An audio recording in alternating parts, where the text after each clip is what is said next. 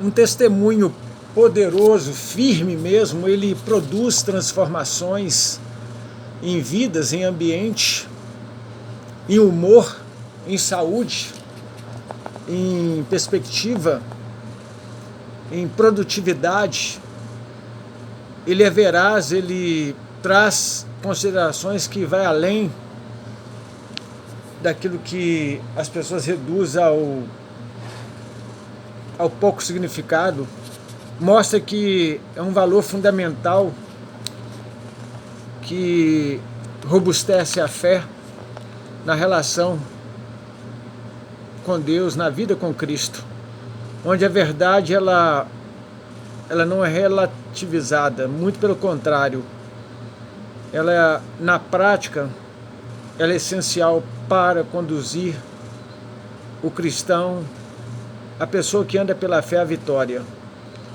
A importância de se viver a verdade daquilo que compreendemos pelo Evangelho produz situações em que fortalece a nossa integridade, nos leva a melhores relações interpessoais e, através de um testemunho cristão, a ajudar outras pessoas que se aproximam de nós.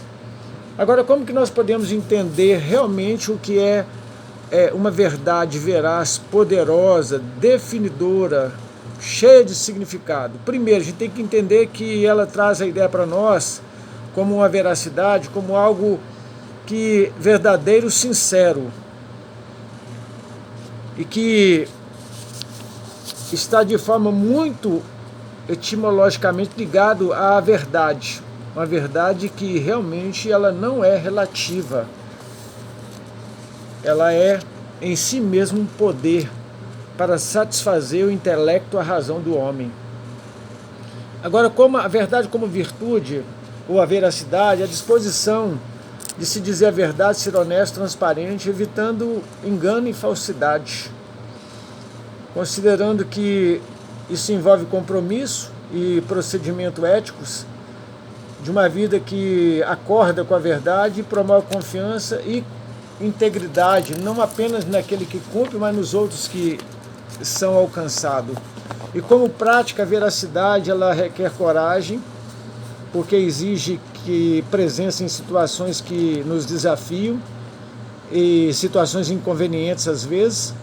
Assim, a veracidade ela cria, ela se liga a muitas outras verdades, como justiça, coragem e sabedoria, ou virtudes, quando podemos pensar as virtudes como sendo verdades práticas e que trazem sabor para a vida. Vamos pensar em tipos de verdades. Verdade lógica, ela é baseada em regras claras, em dedução ou deduções a partir de premissas aceitas como válidas, valor verdade, e dentro de um sistema lógico de pensamento que não se contrapõe, sempre consistente, sem contradições dentro de um sistema essencial a uma área de compreensão da matemática e até mesmo da computação. A precisão de tudo que temos hoje é justamente por causa desse sistema lógico de funcionar dentro de um sistema tanto aberto como fechado. E a verdade empírica? Ela se localiza em experimento no mundo real, verificável através de método científico, através de repetição, sujeita a revisão e dando resultados muito contundentes e próximos, com evidências da força daquele resultado.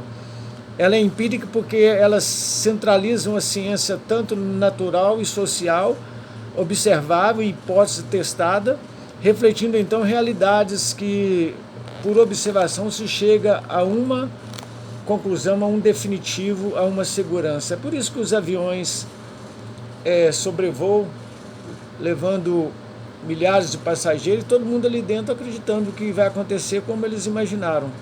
Compraram a passagem e vão decolar e vão chegar ao destino. E a verdade relativa depende do ponto de vista de cada pessoa e do ambiente, do etnocentrismo, da força da cultura que se relaciona a essa compreensão. E varia de acordo com o contexto e o ponto de vista de cada um. Se é verdadeiro para uma pessoa, às vezes pode não ser para outro, principalmente conforme a cultura que se vive, que é impregnada na pessoa. mas é um tipo de verdade que ela tem influência de perspectivas individuais também e culturais. E com isso pode distorcer valores muito importantes, muito importantes. Por quê? Porque quando a gente pensa no imperativo categórico kantiano, é algo que eu pratico aqui, no mundo todo pode praticar, porque é bom para mim, é bom para todos. Então não é relativo, ele se impõe pelos benefícios da obediência à prática de todos. Quando é relativo, ou seja, se eu pratico na minha cultura é bom, pode ser que praticando em outra cultura não seja saudável. Agora nós temos a verdade subjetiva, que é baseada nas experiências pessoais, dentro da relação do homem com aquilo que é objetivo, com aquilo que é empírico. E essa verdade subjetiva, ela reconhece que cada um interpreta de uma maneira válida a realidade de acordo com as suas experiências e a riqueza das suas emoções e até com as suas patologias também. Porque quem vê distorcido, distorce a compreensão e vive de maneira distorcida verdades, às vezes, que podem ser melhores vividas e qualificando assim melhor a vida também. Se a pessoa distorce, ela vai viver mal, vai viver péssimo. E temos a verdade filosófica, que leva o homem a fundamentar a questão de existência por um conhecimento, por um princípio ético, através da reflexão, através de uma exploração filosófica.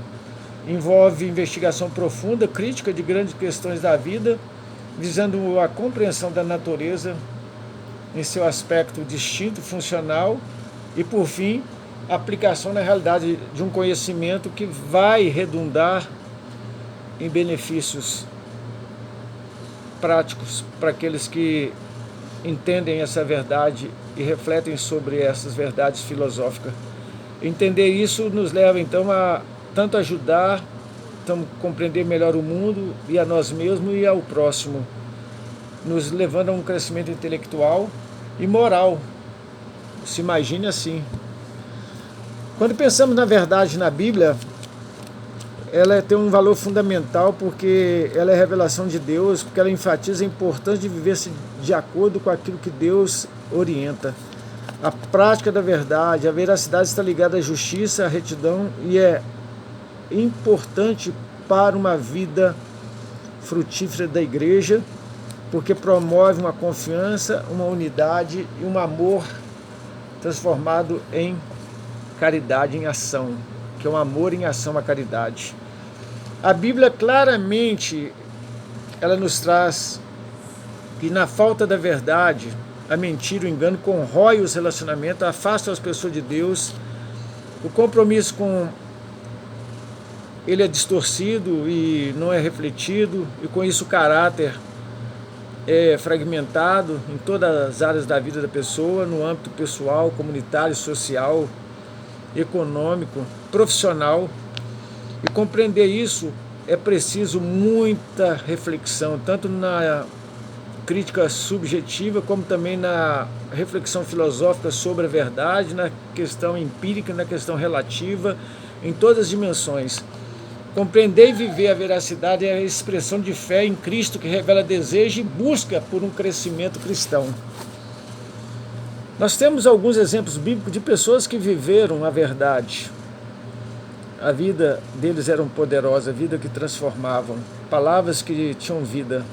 Paulo, quando ele escreve aos Efésios, ele instrui os cristãos a abandonarem a mentira e a falar a verdade uns com os outros, porque isso era importante para a vida da igreja.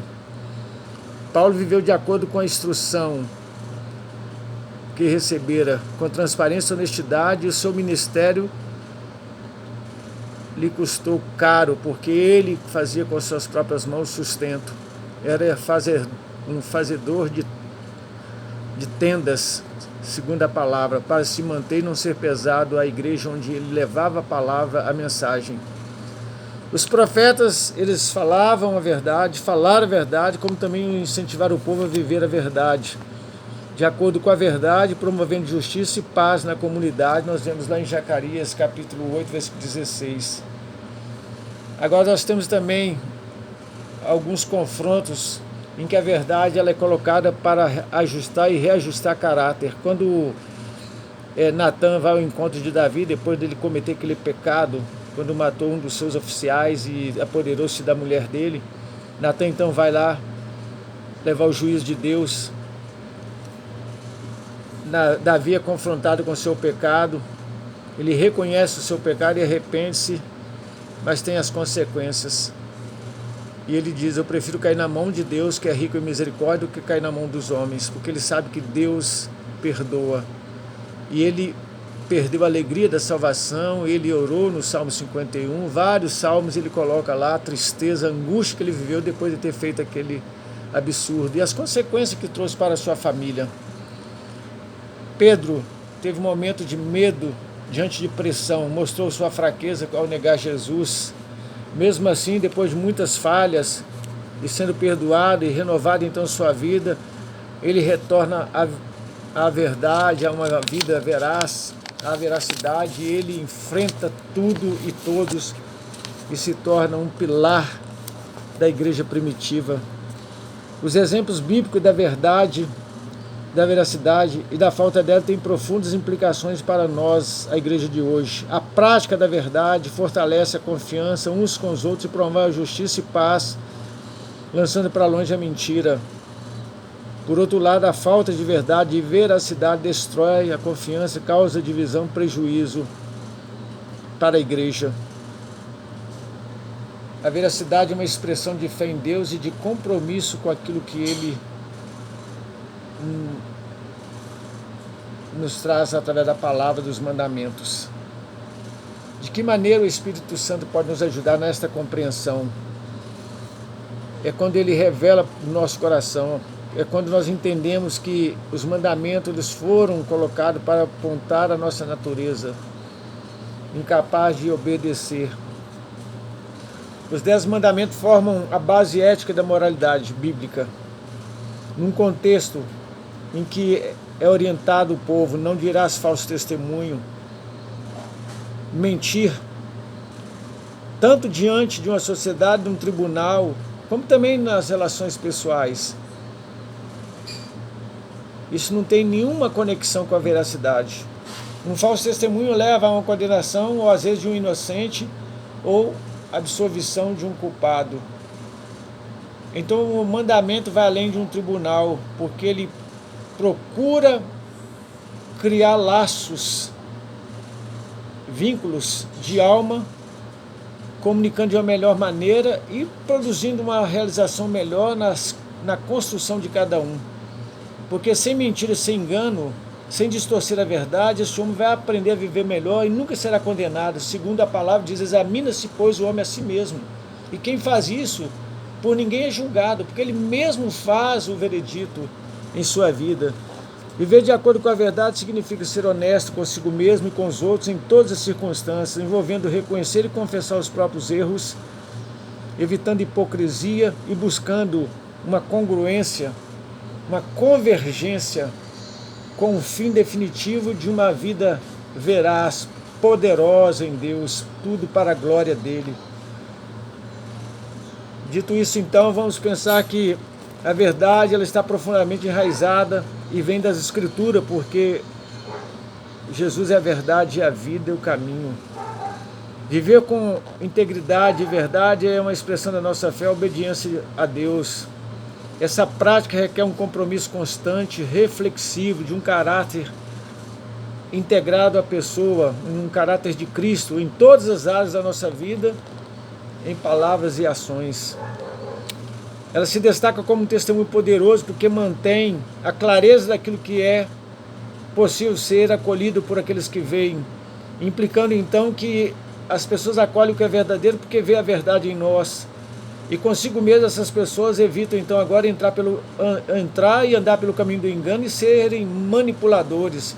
E este compromisso então com esta realidade vista em nós promove um ambiente de confiança, de respeito, numa igreja viva com testemunho vivo, numa sociedade que jaz no pecado. Então a igreja cresce para a glória de Deus.